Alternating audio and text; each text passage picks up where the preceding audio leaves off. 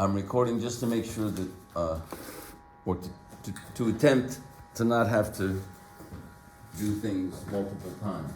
And today is April 14th. Okay, so now it's on the video. See that? And now what we're going to do is focus on. If you use this so it doesn't blow off. Use this. Because if you use this one, it's not going to blow off. Yeah? It's not going to, won't be better if I just. It will, but it will be blowing off. It'll be blurry. Use this one. When people are watching it, They can, oh, okay. zoom in and out, yeah. All right, fine. So then, there it is. You can zoom in if you need to. That's my technical director has decided that's a better thing. Okay. So, what I was starting to say is that as far as what we're supposed to cover in this class, we're in pretty good shape. We did melodic figuration. It says 6/4 techniques. I think I'm going to do a little bit of that, but not today. We did rhythmic figuration. We did leading tone seventh chords. Mixture is next semester, and applied 5 and 7 is today, and diatonic modulation we already did. So believe it or not, we've actually covered quite a bit of ground.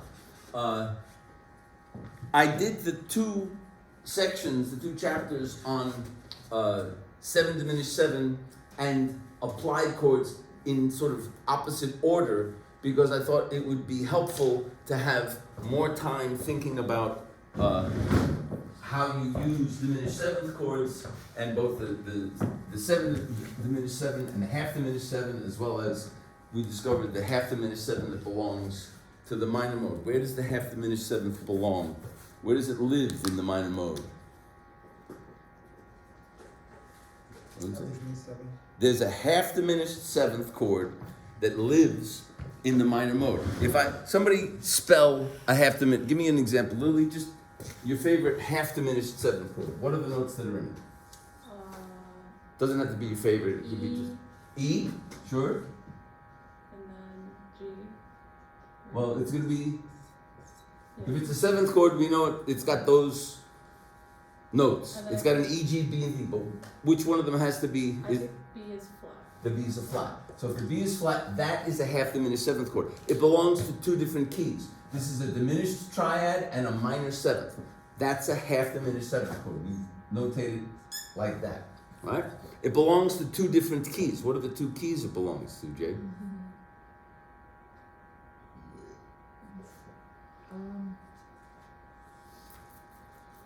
Not sure. There's one that should be like easy peasy. You want to do the easy peasy? Lily? F. Because if that's the leading tone, if that's 7, then in the key of F, and the B flat is already in the key signature, there you are. It's the 7, half diminished 7 of F major. In major keys, we have a half diminished 7th chord that just lives. It just sits there on the 7th scale degree. But there's another key that the very same chord belongs to. Lily? To D. It could be,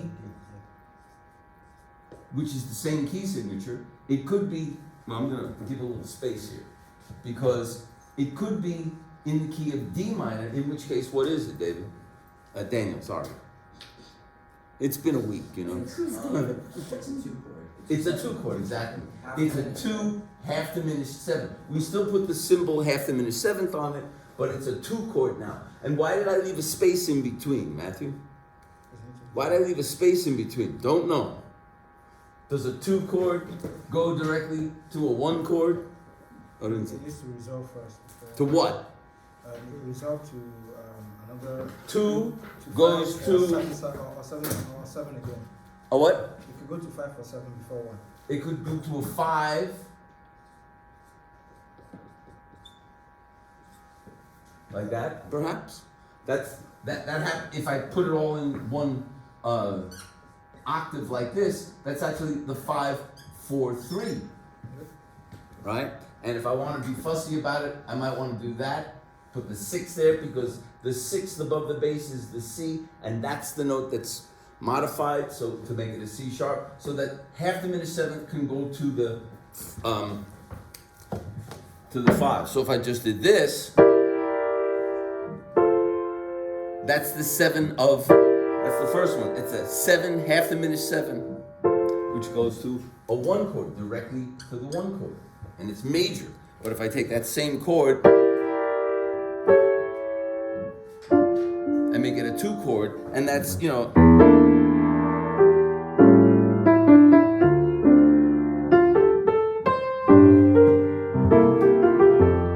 it's a very famous song. It's called Beautiful Love.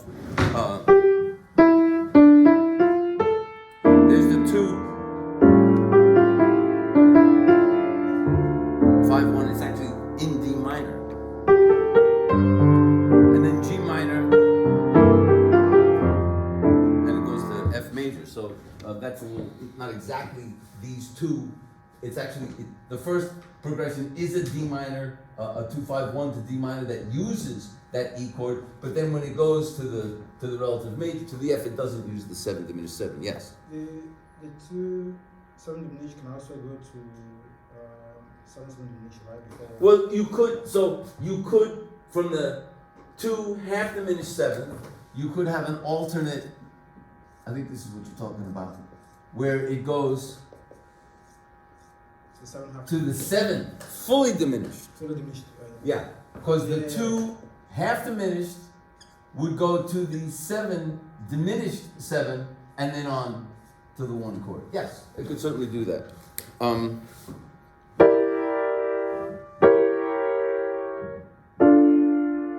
Now, which do you like better and why?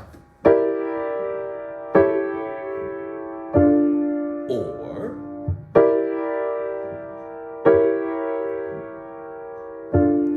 now this is a little bit, you know, this is why they make clothes in all sizes, shapes, and colors, because everybody might have a slightly different. One is not necessarily better than the other. How are they different?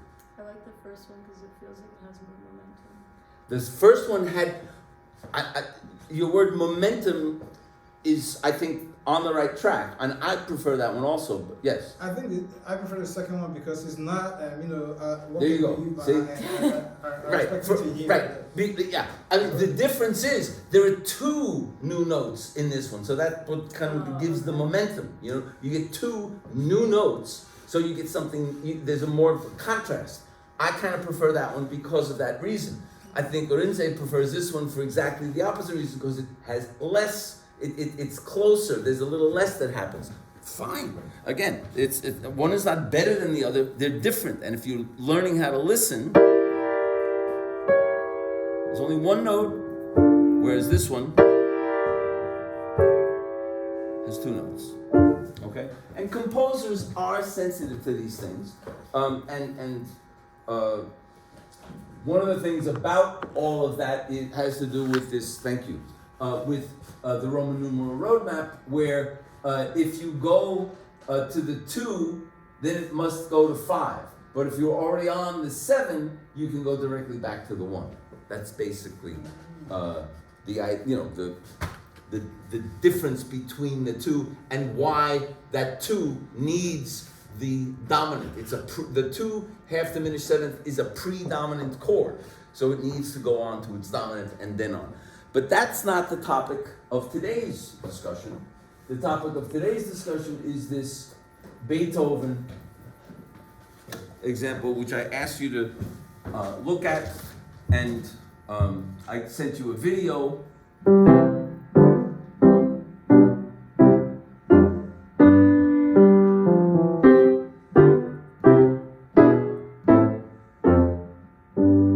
Now let's talk about the phrases. Where are the phrases? Where are the marks of the phrases? All right, Daniel. From the pickup to the end of measure 2. Yeah, there's a kind of a motion to this, right? That's a kind of a goal. Yeah, we land on the 5 and then it just goes. So and when you land on a 5 like that, what do you call it, Matthew? When you land on the 5, what do you call? Can you see what's up there from that? No. So could you maybe move to a spot? Sorry, I know you like to be right in the corner, but so if it lands on the 5, what do we have? It's a half key. It's a half key. all right? And then let's keep going and see what happens next. So we end on half cadence there, and then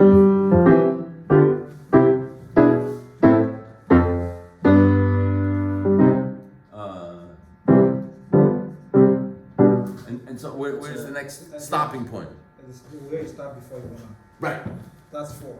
At measure 4, we have another half cadence. Yeah. So it keeps going to the 5.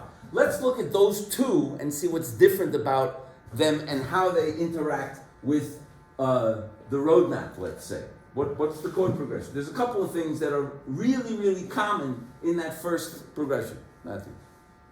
So I put 5 in quotation marks On the second chord? on the first chord. On a 5? A 5. Really? Why? I think the soul just acted like just like a thing to. Do you mean on this little 16th note? Yeah. Oh. It doesn't actually mean 5, but Right. It's like I would, I understand what you did, but I think that it really just is kind of anticipating the tonic chord. It doesn't sound like it's. Yeah. I don't hear. I hear it simply reinforcing the tonic that comes right afterwards. It's not that big a deal because it's just one little 16th note. It's a pickup. It's a motivic idea. The harmony really begins on the downbeat with the one chord. So I have 1. Mm-hmm. 5, 4, 2. Yep. 5, 4, 2, huh? 1, 6. 1, 6. You'll notice I didn't write 5, 6. 5, 6. That's right. I got 1. Yep. I thought it pivoted, but it didn't sound like it pivoted, so 4. Well, not exactly. I'm gonna yeah. And the next one is a 5. Right. It's really a 2, 6. And then 5. What's the matter? I was wondering if for the homework we have to do the chord. No, we didn't have to. We only You didn't have to do that. Oh, You okay, wanted to. okay. Because I got. No. You didn't have to do. What I asked you to do was to find all of the applied chords. Yeah. Okay. And what I'm doing this one. You didn't really need to do this because what you've done by identifying all of these is you have determined that none of these are applied chords. Yeah. Okay, so that's what we've done. I left out one of those because this is not a 5-4-2. What is it? It's a 5-4-3. It's a 5-4-3. And what we have is a really textbook example of some of these chords. We have the 5-4-3, which is expanding the tonic chord do re mi in the bass. So it's really a tonic expansion for all of this. It's really one chord.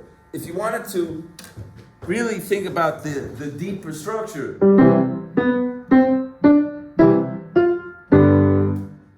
that's not a terrible harmonization, not as good as Beethoven's, but it's really a one chord, 5, or even 1.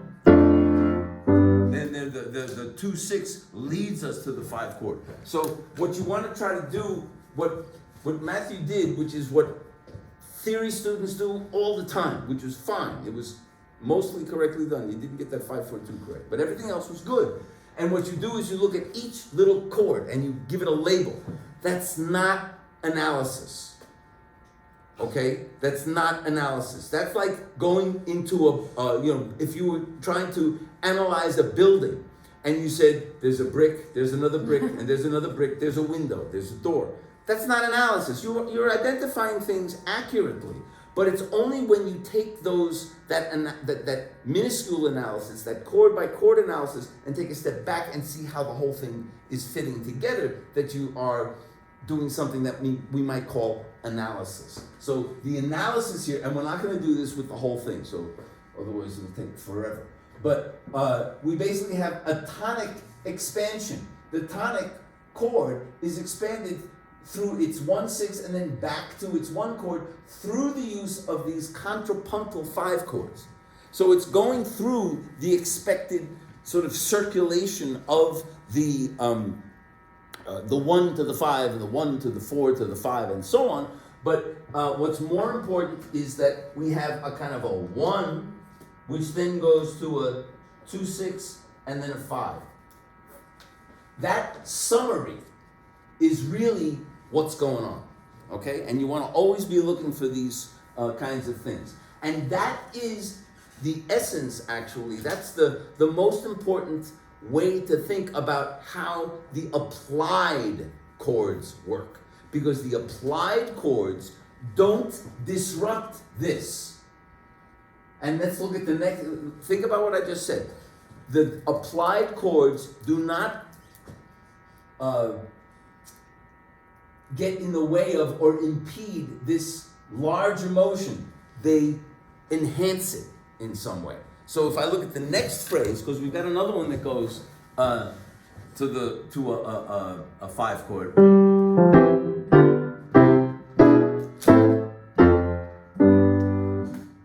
Okay, I have it all written down. you got it all written down. Go ahead. Yeah, that phrase at least. I have from the 5/7 to the 1/6. Right. Yeah. We'll go to a 5/4/3. Yep. To a 1. To a 1. And then this one, just making sure. I'm pretty sure it's a 5 of 6. Yep. But it's a 5 what? It's a 5. Yeah, that's what I needed. It's a 5/4/3 of 6. Yeah, 5. It's the 5/7 chord that belongs to A minor, but it's really just used. It's not used to modulate. We are not tonicizing A minor. We're just adding a chord that gives a little bit of chromatic color to that second phrase. And by the way, it's kind of interesting that Beethoven makes this his second phrase. What's the difference between, what if the piece went like this?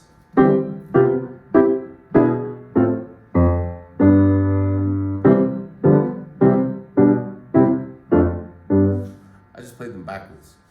You played the more interesting Yeah. line first, which made the second line sound less interesting. Yeah. Also, the first one felt less prepared because you were less. Exactly. Both of those are good, yes. I was gonna say stylistically, like at the time, like they were getting more advanced with basically the natural progression of the music. No, you're not wrong. When you talk about Beethoven's time, Beethoven is considered a more advanced is the wrong word. He tends to use a richer chromatic vocabulary than a lot of the classical era. If you dig into Mozart, he's got, he does just about anything that Beethoven does, with the exception of the late quartets, perhaps. Yes. Well, I think also if he put it in the first phrase, instead of the second phrase, it would be like right off the bat. Well, that's true. It's a little bit to right. create some sound. A little too much. The key. A little too much too soon. Yeah. So we can see that the introduction of chromaticism is something that is additional color that you wanted to that needs some kind of preparation that is typically prepared in some way. And the purely diatonic first phrase, followed by that one little chromatic chord in the next phrase, is a way of increasing things. Yes? Do you know if he's a late classical composer? Well, Beethoven, so Opus 14 is fairly early. This is probably in the 1790s, or maybe it's around 1800. It's fairly early. Beethoven was born in 1770. So What? He was 10 when he wrote this? no, he might have been 20. So 18, 20. He do I have that right? Yeah, it was 1717 to 1827. Then he wrote this at what year was this one? 20 He was born in 1770. So 1790 he was 20 years old. So he might have been in his 20s. In his 20s he was he was composing in his 20s, and some of his So he was our age. yeah. It was Great. Mozart's Yeah. excuse. So and he didn't have the benefit of me as a theory teacher, in fact. Wow. Yeah. You're really behind. Didn't really need Set it. him back a few years. That's right. Anyway, so what we have is the second phrase with the applied chord. What about the next phrase? Where does that one end? I'm starting now in measure 5. So we have, that's exactly the same as measure 1, right? Take a good look at measure 1, it's right above it. And then we have this. Now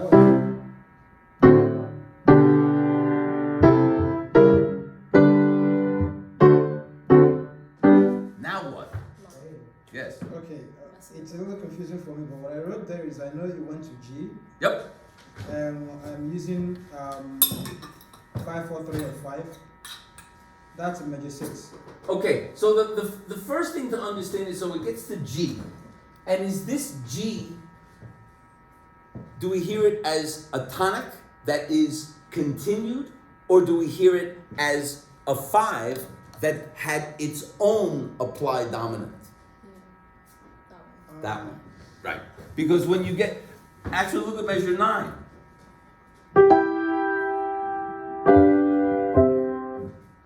We're in C major. Yeah, I see So that. the function, we understand what, so in this direction, we hear that as 5, 5, 1. But, so it's, we see a 5, 7, 1, but in that direction, Comes to C. we hear it as 5. Yeah, this 5. So it's really another half cadence. So he's got 3 half cadences in a row. The first one is purely diatonic. The second one has an applied chord along the way. And the third one has quite a bit more chromatic stuff, emphasizing the G as the 5 chord, but it's still a 5 chord. It's still a half cadence. All right. So let's just you know, the labels are not as important as understanding the motion. Where are the chromatic chords, and what do they resolve to? Jay, give me one. Where are the chromatic chords? What measure? They're not hard to find because they're the ones with the accidentals. Give me one with that. How about this one? This one right here. We have an A, a D, a C, and an F sharp. F sharp is not in the key signature. Turn that into snowman position for me, Jay. No? D, F sharp, A. There you go. It's a D, F, A, C. It's got an F sharp. F sharp is not in the key. It's chromatic. What is the function of this chord? Arinze? Say 5, 4, 3, or 5. It's the 5, 7, because this particular example has an A in the bass, it would be the 5, 4, 3 of 5. G. That's the most important thing to understand. It's the 5, that's the 5, 7 chord that belongs to G. In this particular key, G is the 5 chord. So it's the 5 of 5. That's all. And just like, you know, what key does this 5, 4, 3 belong to? It belongs to the key of A minor, which is the next chord. And therefore, it's the 5, 4, 3 of A, and A is 6, so it's the 5, 4, 3 of 6. Yes? Well, just a question, because this was confusing when I was writing it. What would we label in that next measure for the C sharp? And the Yeah, we're going to get to that. Yeah. Let's get to that right now. Yes? What I wrote there is, I don't know if it's even in existence, but what I wrote is 7 diminished 7 of 5, 6, 4. Is that possible? It's the 7 diminished 7 of 5. So it's not 5, 6, 4. It's the 7 diminished 7 of D, which is the 5 of G. So it's really, so it's the 7th diminished 7. So if we're going to think of this, we can think of this from this point. If we think in the key of G,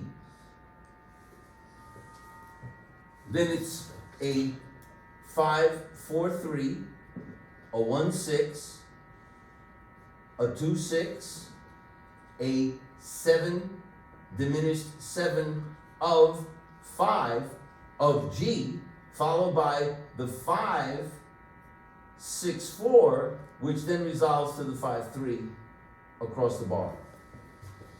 I can't see that too well. Can you go over that just one more time? Sure. So if we think in the key of G, which is really, it's not really a tonicization of the key of G, it's an emphasis on the cadential. on the half cadence. Yeah. So G, but G is the kind of very localized tonic. It's the king for that particular little moment.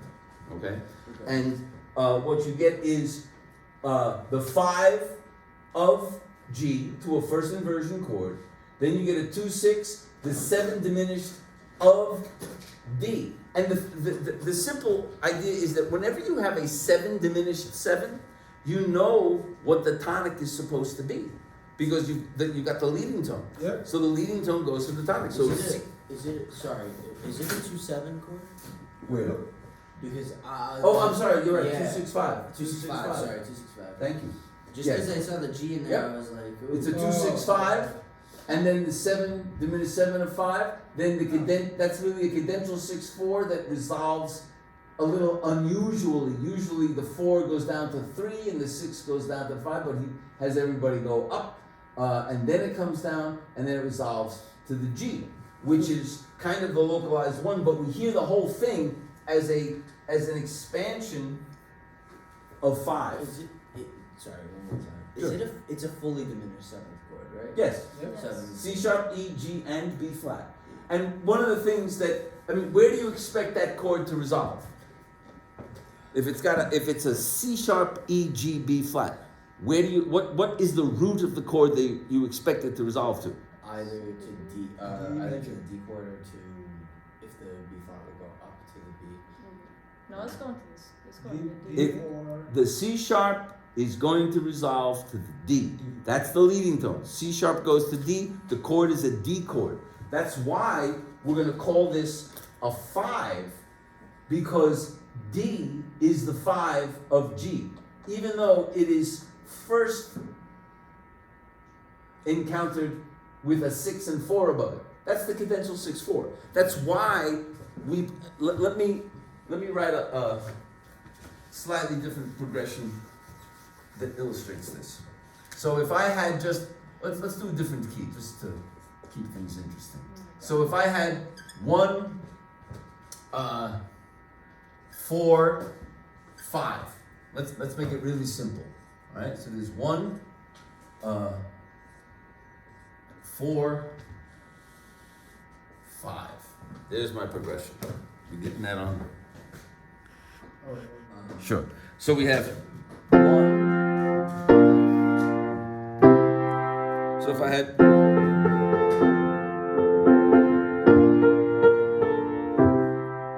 half cadence, right? And then maybe it does something else after that. What I could do is I could move from the 4 chord to, what I could do is I could go to a cadential 6/4 to a 5/3.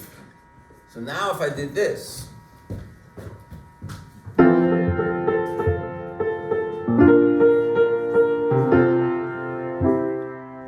what would we mark the chords? How would we mark the chords? This is a 1, 4. this is a 4, CAD 6/4. and this is 5, 6, 4, 5, 3. So the root of the chord is the C. So we understand and we hear the root of the chord as C. What if I were to precede this chord with a 7 diminished 7? What would be the 7 diminished 7 that would lead to this chord? Jade, can you tell me what that would be? You knew I was going to call it. Yeah, I had a feeling. Oh god. What's the root of this chord? Wait, so the 7 diminished of Answer the question. What is the root of this chord? C. Yes. What's the leading tone 7th chord that's going to get you there? What's the root of that chord going to That be? was my question. I was asking if we were doing the 7th chord in the key of F. No, we're doing the 7th chord in the key of C because it's the leading tone that's going to go to this chord. Okay, that's what I wasn't understanding. So it would. And now you do. So what is So it? now I can kind of answer the question. The leading tone would be B natural. Exactly. So the B natural would lead to that, and we would call it the 7 diminished 7 of 5, even though what it lands on looks like an F chord. It looks like a 1 chord. It's not a 1 chord because that F chord is not, the F is not the root. The root of the chord is C. That's the root of the cadential 6/4 chord. Because we hear, Lily, this is for you, okay? So, what if I did that? What? Okay. What? Here.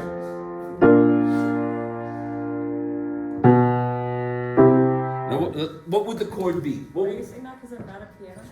because you what? No, not because you're not a pianist, because you just had a look of dismay Oh. on your face. No, I'm fine. It's gonna be B, D, F, and A flat. Right, so I need the A flat here, there's the F, I've already got the D and the F, so I need the A flat. And I'm not gonna worry about the fifths right now.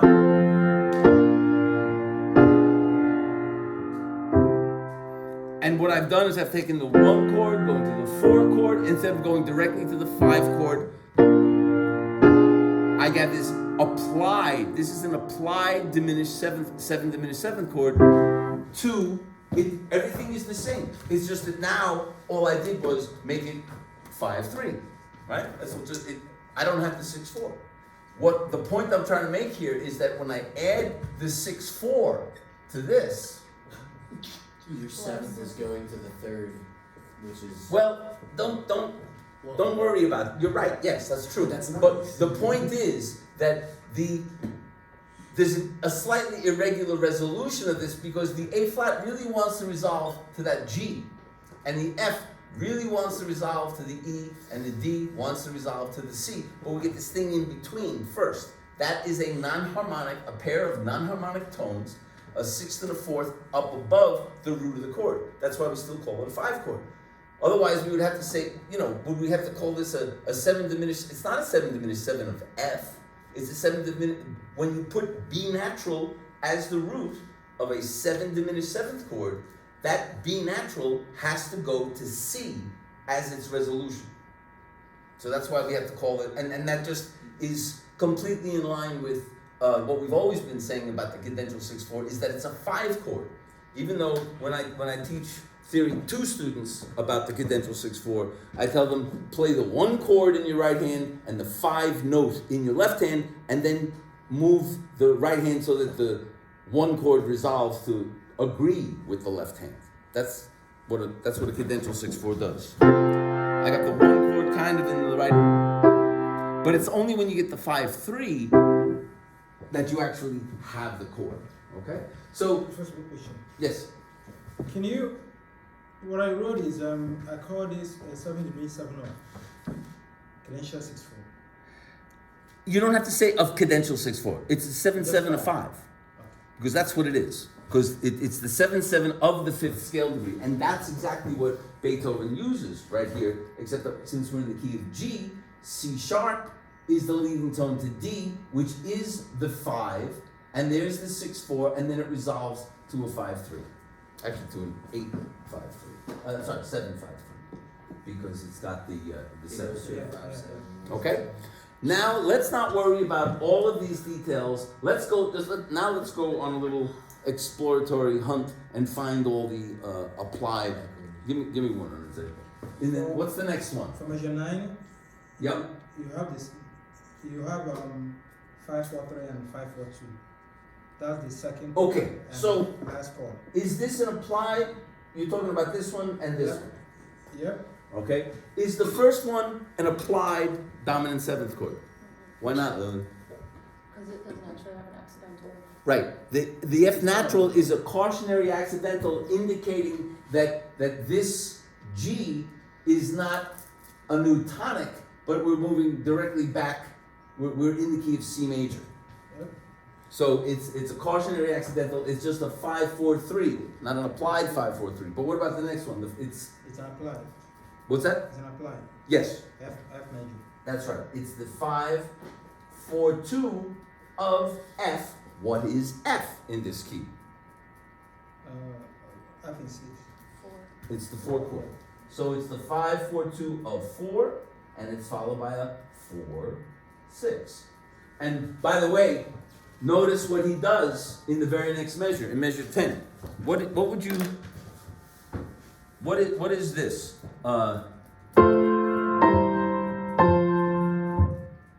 If you didn't hear anything else and you just heard that, it's something we've studied in theory quite a bit. Pedal tone. It's not a pedal tone. Well, there is a pedal. I mean, there's a pedal tone kind of in the middle, but that's as a sustained note in the middle. Pedal tone usually means a note at the bottom in the bass register. But it is what is being prolonged. It's a passing 5/4/3. Yep, it's a passing 5/4/3 in between a first inversion 4 chord and a root position 1 chord with the parallel tenths in the outer voices. When you do that parallel tenths,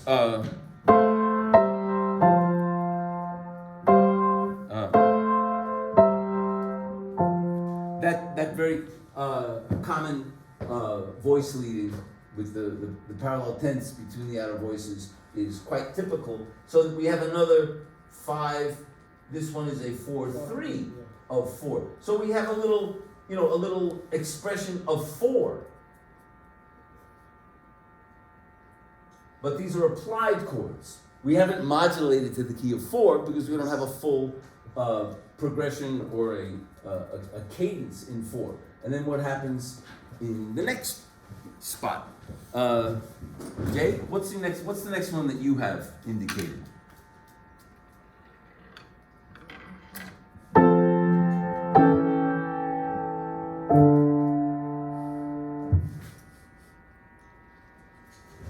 I have 4 for the first chord.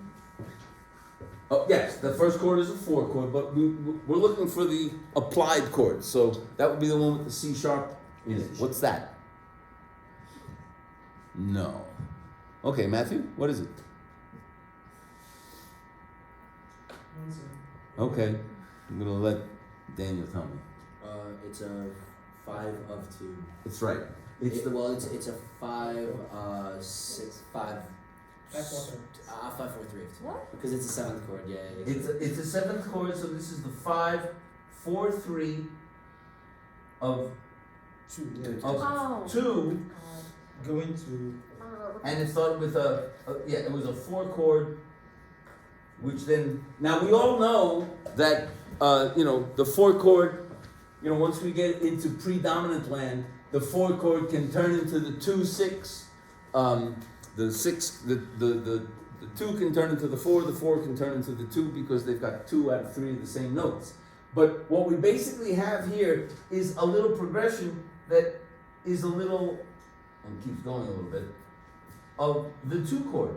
So you see that these chords, actually all the way up to this chord with F in the bass, we have, wow, look at all the things we have illustrated here. We've got the parallel, everybody see the parallel tenths, the A to the C. 3, 2, 1, sol, mi, re, do, sol, fa, mi in the key of F. Then we have me, re, do, sol, fa, me in the top voice. Right here. Sol, fa, me, re, do in the key of D minor. Yep. So it's the same chord it's the same expanding chord progression using the 5 chord, but it's the 5 chord of the 2nd scale degree and the 5 chord of the 4th scale degree. Never mind. I was just gonna move on to the next line. Okay, so let me illustrate. I want to play this a little bit, and actually, I got this. I got something just for you, Orenze. Watch this. Let's see if this works. I haven't tried this yet, but if we want to show things on my keyboard, we gotta put the. Okay, we just so. Be careful, so you don't. Yeah. Right.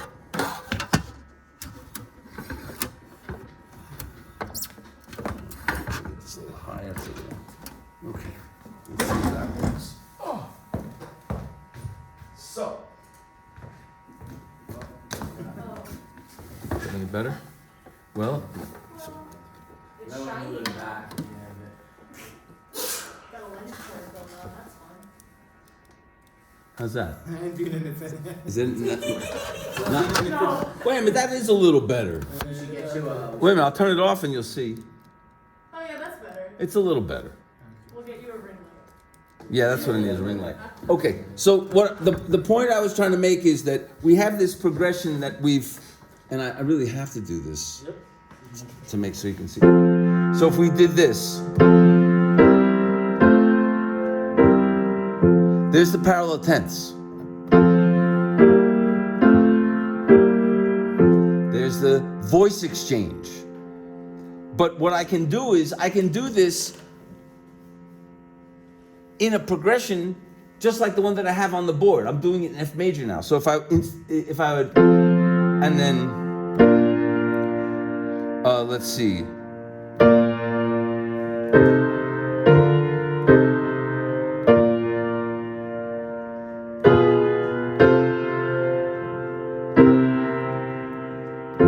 What I'm doing, I'm in F major.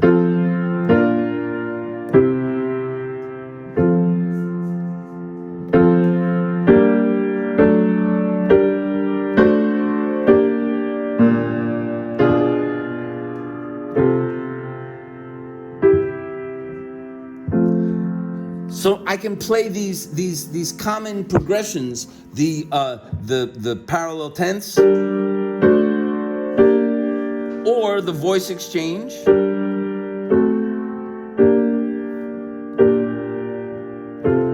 but it's still just expanding a chord progression that that still has the basic.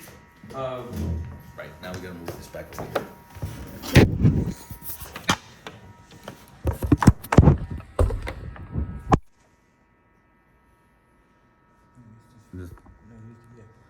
Okay, and then, no, there we go. All right. So, in other words, once you take, if we were to just follow Beethoven's model, and I think this is gonna be the assignment, because I wanna stop here because I wanna give those who were not brave enough to arrive today a chance to help us discover them. So you can continue looking at these, and you all get 100% for today. How about that? Because you're here. But what I'd like to do next is to use these models, these two models right here that Beethoven uses. We have look, he's got the parallel tenths. It's like he only knew how to do one thing. Ha ha. Yes. But take a look. Here's the parallel tenths in C major, right? Mi, re, do, sol, fa, mi. There's the expansion of the C chord with the 5-4-3. And you know, I can just imagine Beethoven sitting down at the piano, improvising this, going, oh, look at this, oh, how about over here? Oh, how about over here? Oh, how about over there? And he's basically doing the same kind of progression in lots of different places. He's doing it in the key of C, and then he does it in the key of F, and then he does it in the key of D minor. And what that really means, he does it in the key of C. I'll put it here. Then he does it in the key of F. Then he does it in the key of D minor. It's the same progression in 3 different keys. And what he's really doing is going from a C chord down, down, da da da down, down, ba da da da da da da.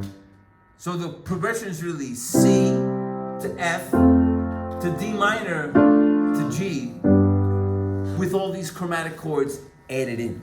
That's the essence of the applied chord.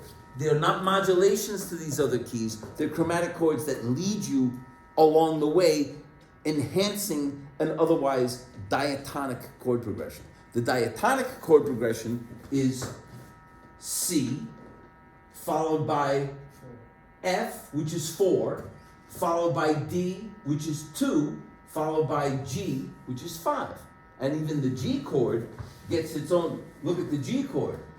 There's the G chord. What's that F sharp chord? What's that F sharp doing there, Jay? What's the F sharp doing there? You can see where it goes.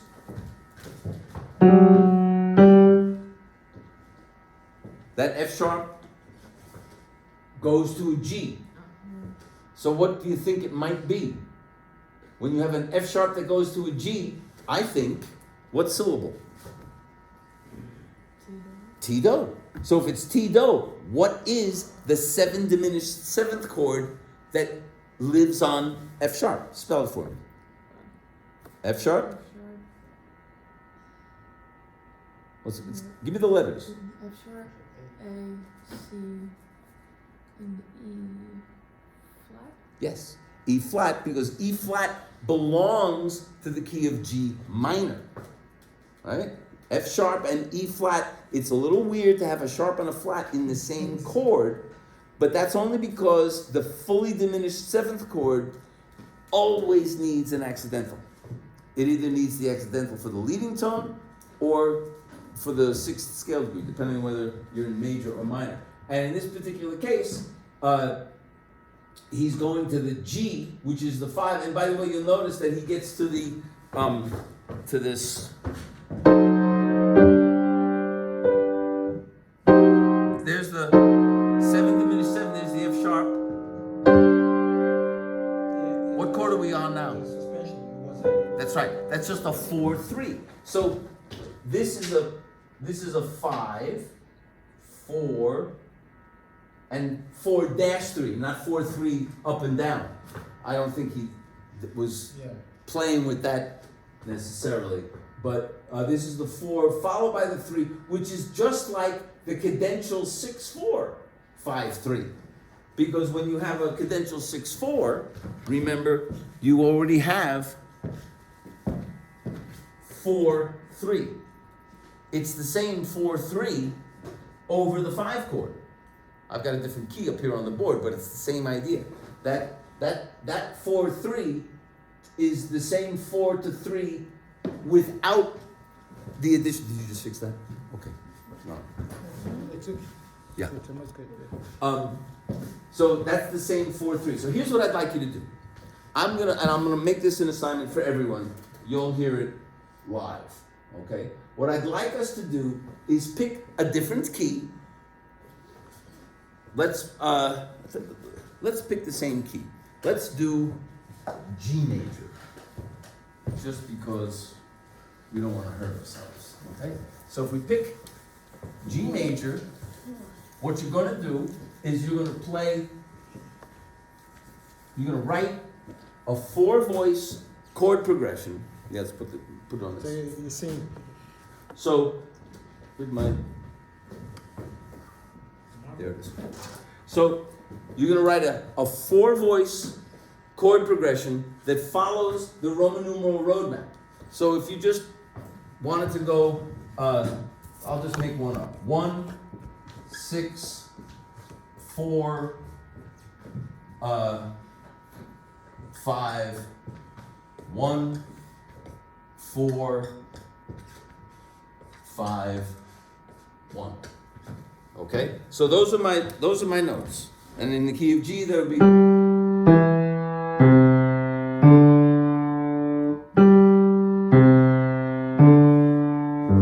I could make that very easily into 2 phrases with a half cadence. Right? I want you to do something different. But I could easily dress that first chord up with a little neighboring 6-5. So I dressed up, I expanded the 1 chord. I could also do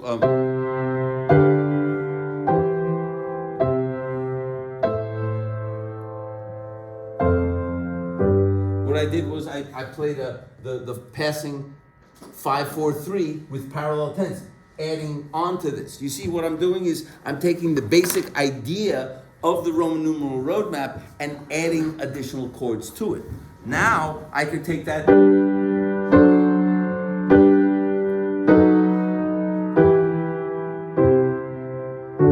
did I do that time? Listen.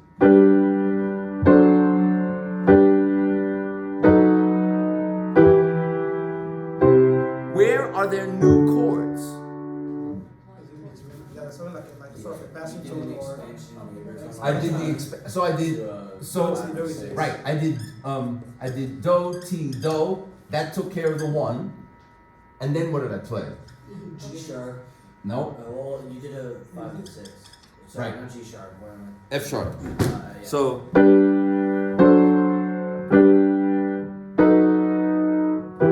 So this chord was what? That's the. It's a 5 chord of this one, Yeah. right? But if it's got an F sharp, spell the chord. Can you spell the chord, Vincent? If you have an F sharp. It's an F sharp. That's what the bass did. The bass did. Daniel? It's a B, D sharp, F sharp, A. Yep. That's the chord. It's the dominant 7th chord that belongs to E, and then it gets to 6. So instead of just going.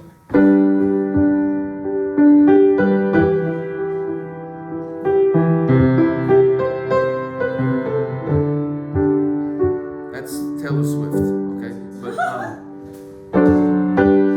But Elton John maybe.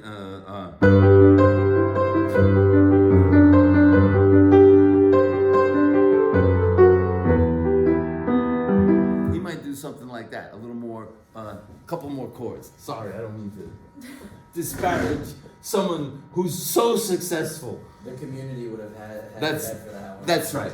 Yeah. But you hear that it's the same progression. The one goes to the 6, but the one got dressed up a little bit, and then the motion to the 6 got dressed up a little bit. Yes. So you upset the leading tone, right? I didn't upset the leading tone. What did I? Yeah. Expanded combination. What are you talking about? Is this G major? It's G major. So F sharp is, this one is not acting as a leading tone. If that's what you mean by I upset it, because I didn't. In the bass. In the bass, yeah. Well, because when it's part of this chord, it's not acting as a leading tone. The note that's acting as a leading tone is the D sharp, the chromatic note. Well, you're thinking of the whole picture. I'm just thinking of the bass line. Okay, what about the bass line? But you can't think of the bass line without understanding its context. The note doesn't mean anything except in the context of the rest of the chord. Well, the voice leading, the top note is gonna be. Well, let me put it this way. What? I could certainly play this like this.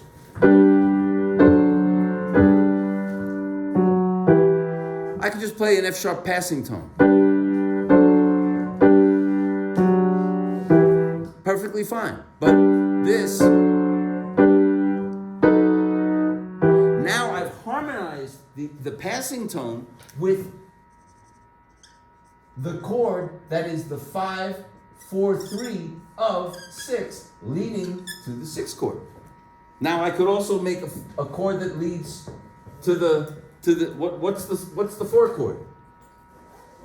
What do you mean? What's the 4th chord in the key of G? C, yeah. It's a C. So now what if I wanted to 5, 4, 3 of 4? What is that chord going to be? That would be a G7 chord. Yep. So I need the F natural. And you notice there's no formula that simply says change this note or change that note. You just have to know what the dominant 7th is. G7, G, B, D, and F natural is the 5-7 chord that belongs to C major. But I'm not modulating to C major. I'm just...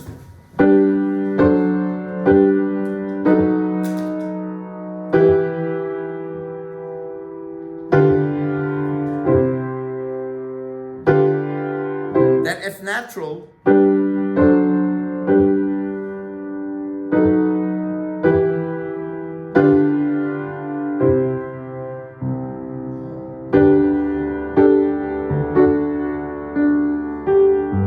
then I can go to the 5 chord again. I could even have a 5 of this this? How about 7 diminished 7 of 5?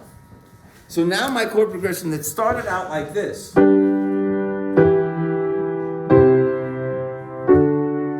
is now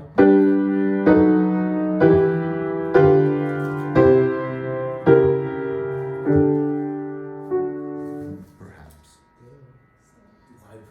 Well, because I could do 9 other things if I wanted to. Okay, so what I've done is I've taken the basic Roman numeral roadmap chord progression 1, 6, 4, 5, and added these additional chords that provide motion to those chords. That's what you're going to do.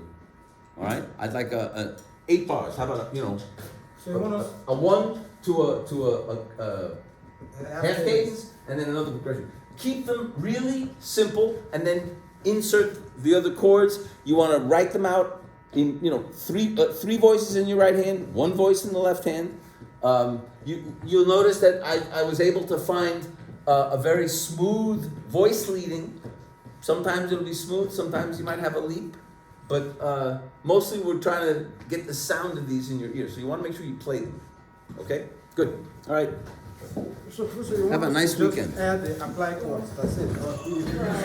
This is my. You don't have to do anything fancier than that. Just play, just as I did there. Just chord, chord, chord. No, it's like saying spittle.